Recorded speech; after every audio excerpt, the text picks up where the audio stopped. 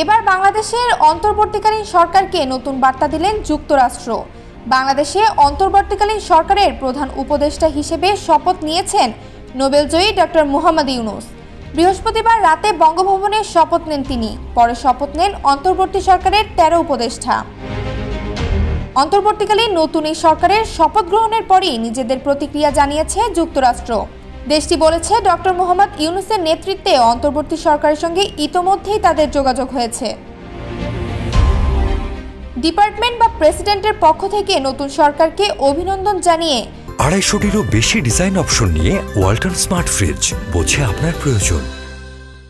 গত ৮ আগস্ট নিয়মিত সংবাদ সম্মেলনে সাংবাদিকদের প্রশ্নের জবাবে মার্কিন পররাষ্ট্র দপ্তরের মুখপাত্র ম্যাথিউ মিলার বলেন, অন্তর্বর্তী সরকার বাংলাদেশের জনগণের জন্য গণতান্ত্রিক ভবিষ্যৎ নির্ধারণ করবে বলে নিজেদের চাওয়ার কথাও সরকারকে জানিয়ে দিয়েছি। আমাদের চার্জডি অ্যাফেয়ার্স আজ শপথ অনুষ্ঠানে উপস্থিত ছিলেন এবং আমরা সাম্প্রতিক সহিংসতা বন্ধের জন্য ডক্টর ইউনূসের আহ্বানকে স্বাগত জানাই। আমরা অন্তর্বর্তী সরকার এবং ডক্টর ইউনূসের সঙ্গে কাজ করতে প্রস্তুত।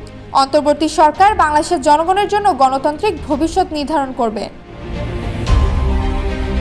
তিনি আরও বললেন, আমি ব্যক্তিগত কূটনৈতিক কথোপকথনের কথা বিশদভাবে বলতে চাচ্ছি না, তবে স্পষ্টতই একটি বিষয় আমরা স্পষ্ট করে দিয়েছি যে অন্তর্বর্তী সরকার বাংলাদেশের জনগণের জন্য একটি গণতান্ত্রিক ভবিষ্যতের রূপরেখা তৈরি করবে এবং আমরাই এটি দেখতে চাই।